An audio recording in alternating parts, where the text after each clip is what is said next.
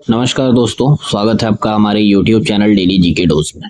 आज 31 जुलाई और 31 जुलाई से करंट अफेयर्स के जितने भी इंपॉर्टेंट क्वेश्चंस हैं हम लोग अपने सेशन में डिस्कस किया जाएगा। ध्यान रखिए, वीडियो को पूरा एंड तक देखिएगा ताकि हर क्वेश्चन का डिटेल एक्सप्लेनेशन आपको मिलता रहे। और जितने भी नए व्यूवर्स हैं चैनल पे, चैनल को सब्सक्राइब जरूर करें।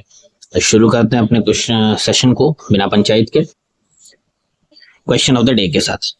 कल का क्वेश्चन ऑफ द डे था, हाल ही में आरबीआई के सेंट्रल बोर्ड के निदेशक के रूप में किसे नामित किया गया है? ऑप्शंस थे आपके अजय सेठ, निर्मला सीतारमन, शशिकांत दास या अनुराधा ठाकुर। तो करेक्ट आंसर था आपका option number D, Anuradha Thakur. अब चलते हैं आज के पहले क्वेश्चन की तरफ। पहला क्वेश्चन है, हाल ही में भगवान बुद्ध की पवित्र पिपरहवा निशानियां कितने वर्षों बाद भारत लौटी? Recently, sacred Piparhwa relics of Lord Buddha returned to India after how many years? Options हैं आपके 100 साल, 127 साल, 75 साल या 150 साल। तो करेक्ट आंसर है आपका ऑप्शन नंबर बी, 127 साल बाद 127 साल बाद भगवान बुद्ध की पवित्र पिपरहवा निशानियां भारत लौटी हैं। तो ऑप्शन नंबर बी करेक्ट है इस क्वेश्चन का। भगवान बुद्ध की पवित्र पिपरहवा निशानियां 127 वर्षों बाद भारत वापस लौटी हैं। प्रधानमंत्री मोदी ने इसे भारत की गौरवशाली सांस्कृतिक विरासत के लिए खुशी का दिन बताया है। ये निशानियां 1898 में खोजी गई थी और औपनिवेशिक काल में भारत से बाहर ले जाई गई थी। अंतर्राष्ट्रीय नीलामी में दिखने के बाद भारत सरकार ने इनकी वापसी सुनिश्चित की है। बढ़ते हैं अगले सवाल पे। अगला सवाल, भारत और यूएई के बीच संयुक्त रक्षा सहयोग समिति JDCC की 13वीं बैठक कहाँ आयोजित की गई है? Where was the 13th meeting of India UAE joint defence cooperation committee JDCC held? अभी हाल ही में भारत और यूएई के बीच संयुक्त रक्षा सहयोग समिति का आयोजन किया जाएगा और ये इसकी 13वीं बैठक है। सवाल आपसे पूछ रहा है कि कहाँ किया जा रहा है। ऑप्शन है आपके नई दिल्ली, महाराष्ट्र, उड़ीसा या तमिलनाडु। तो करेक्ट आंसर है आपका ऑप्शन नंबर ए, नई दिल्ली। अभी जस्ट नई दिल्ली में हुआ है ये। भारत यूएई JDCC की 13वीं बैठक 30 जुलाई 2025 को नई दिल्ली में आयोजित हुई। यह पहली बार सचिव स्तर पर आयोजित संवाद कार्यक्रम था। बैठक की सह अध्यक्षता भारतीय रक्षा सचिव राजेश कुमार सिंह और यूएई के लेफ्टिनेंट जनरल इब्राहिम नासिर ने की। दोनों पक्षों ने सैन्य प्रशिक्षण, रक्षा तकनीक, संयुक्त विनिर्माण और समुद्री सुरक्षा जैसे क्षेत्रों में सहयोग बढ़ाने की प्रतिबद्धता जताई है। अगले सवाल पे चलते हैं। दुनिया के सबसे छोटे सांप बारबाडोस थ्रेड स्नेक, इसको लगभग कितने वर्षों के बाद फिर से देखा गया है? After approximately how many years has the world's smallest snake the Barbados thread snake been rediscovered? Option हैं आपके 10 साल, 15 साल, 20 साल या 25 साल। तो दुनिया का जो सबसे छोटा सांप है जिसका नाम है बारबाडोस थ्रेड स्नेक, इसको लगभग 20 वर्षों के बाद फिर से देखा गया है। तो ऑप्शन नंबर सी करेक्ट है इस क्वेश्चन का। क्लियर है? यह दुनिया का सबसे छोटा सांप है, केवल 4 इंच यानी कि 10 सेंटीमीटर लंबा है। यह इतना छोटा होता है कि एक सिक्के पर आराम से बैठ सकता है और यह सांप अंधा होता है और देखने की बजाय स्पर्श और गंध पर निर्भर करता है, यानी कि जो टच होता है उस पे और किसी चीज के सेंट के हिसाब से अपना मूवमेंट करता है ये। अगला क्वेश्चन, भारत किस वर्ष AI इम्पैक्ट समिट की मेजबानी करेगा? In which year will India host the AI impact summit? Option है आपके 2025, 2026, 2027 या 2024। तो करेक्ट आंसर है आपका ऑप्शन नंबर बी, 2026। 2026 में भारत जो है AI इम्पैक्ट समिट को होस्ट करेगा।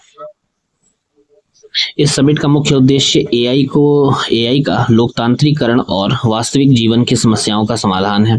भारत स्थानीय डेटा पर आधारित स्वदेशी भाषा मॉडल विकसित कर रहा है, विशेष रूप से स्वास्थ्य, कृषि, शासन जैसे क्षेत्रों के लिए।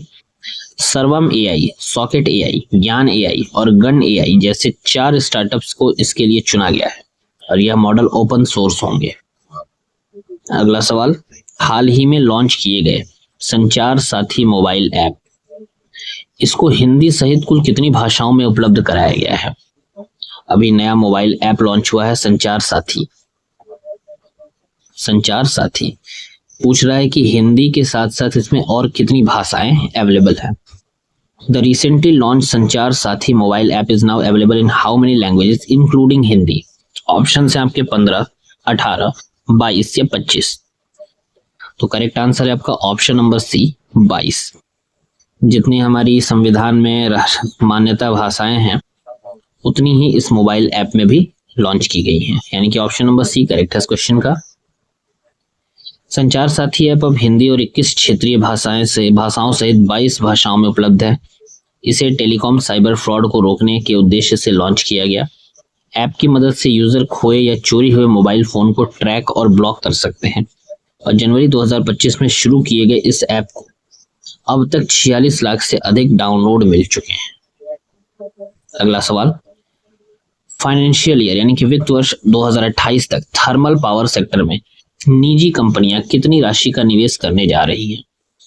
क्रिसिल रिपोर्ट के अनुसार, according to CRISIL report, how many investment is expected from the private sector in thermal power by financial year 28? Option है आपके 50,000 करोड़, 1.5 लाख करोड़, 2.2 करोड़ या 77,000 लाख करोड़। तो करेक्ट आंसर है आपका option number D, 77,000 lakh crore. Financial year 28 तक निजी कंपनियां 77,000 करोड़ का निवेश थर्मल पावर सेक्टर में करेंगी। क्राइसिल रिपोर्ट के अनुसार, माफ करिएगा थोड़ा सा एक मिस्टेक है, उसको कंफर्म कर लें आप लोग। यहाँ पे लाख करोड़ नहीं होगा, 77,000 करोड़ होगा, इसको कंफर्म रखिएगा, 77,000 करोड़, ठीक है। तो 77,000 करोड़ का निवेश थर्मल पावर सेक्टर में करेंगी। क्रिसिल रिपोर्ट के अनुसार यह निवेश मुख्य रूप से ब्राउनफील्ड प्रोजेक्ट्स के जरिए होगा, जिससे भूमि अधिग्रहण की समस्या नहीं होगी। पहले निजी क्षेत्र की हिस्सेदारी केवल 7 से 8% थी, जो अब बढ़कर लगभग 1/3 हो जाएगी। यह बदलाव अडानी, टाटा, JSW, वेदांता जैसी कंपनियों की भागीदारी से संभव हुआ। एक दशक की मंदी के बाद निजी रुचि फिर से जागेगी। अगला सवाल, हाल ही में किस देश ने शर्तों के साथ फिलिस्तीन को एक स्वतंत्र राज्य के रूप में मान्यता देने की घोषणा की है? Which country has recently announced a conditional recognition of Palestine as an independent state?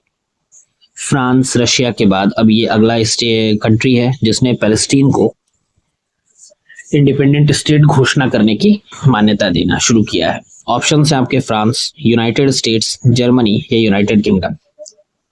तो अभी हाल ही में यूनाइटेड किंगडम ने पैलेस्टीन को एक स्वतंत्र राज्य के रूप में मान्यता देने की घोषणा की है, लेकिन शर्त के आधार पर। शर्त क्या है देखते हैं यहाँ पे। यह निर्णय तब लिया गया जब इजराइल गाजा युद्ध 2 वर्षों से अधिक समय से जारी है। प्रधानमंत्री कीर स्टारमर ने यह स्पष्ट किया कि यदि इजराइल युद्ध समाप्त नहीं करता तो यूके यह कदम उठाएगा। यह यूके की विदेश नीति में एक बड़ा बदलाव माना जा रहा है, जो शांति वार्ता और संघर्ष विराम पर बल दे रहा है। अगला क्वेश्चन है, शैलेश जेजूरीकर किस वैश्विक FMCG कंपनी के पहले भारतीय CEO बने हैं? Shailesh Jejurikar has become the first Indian global CEO of which multinational FMCG company? Option है आपके Unilever, Nestle, Procter and Gamble या जॉनसन एंड जॉनसन। तो शैलेश जेजूरीकर अभी हाल ही में प्रॉक्टर एंड गैम्बल के नए इंडियन CEO बने हैं। तो ऑप्शन नंबर सी करेक्ट है इस क्वेश्चन का। शैलेश जेजूरीकर को प्रॉक्टर एंड गैम्बल का CEO नियुक्त किया गया। वह इस पद पे 1 जनवरी 2026 से संभालेंगे। वे इस कंपनी का नेतृत्व करने वाले पहले भारतीय बनेंगे। यह भारत के लिए गौरवपूर्ण क्षण है और जेजूरीकर के पास वैश्विक स्तर पर प्रबंधन और नवाचार का लंबा अनुभव है। अगला सवाल, 30 जुलाई 2025 को रूस के कामचाटका प्रायद्वीप में आए भूकंप की तीव्रता कितनी मापी गई है? What was the magnitude of the earthquake that struck Russia's Kamchatka Peninsula on 30th July 25? Option है आपके 7.5, 8.2, 8.5 या 8.7।